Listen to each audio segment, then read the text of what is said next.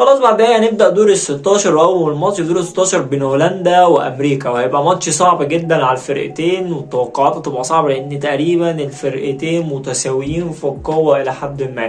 وهنا هنسأل نفسينا سؤال: يا ترى دور المجموعات هيفضل زي ما هو والمفاجآت، ولا المنطق في دور ال 16 هو اللي هيبقى الغالب؟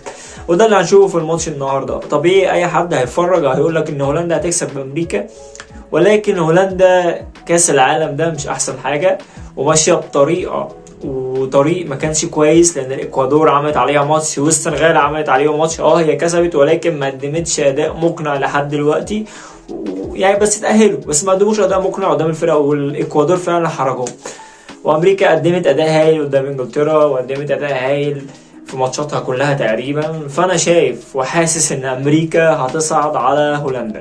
قول لنا ايه رايك في الكومنتات، ومين اللي هيصعد ومين اللي هيكسب. متنساش تعمل لايك وسبسكرايب. سلام عليكم.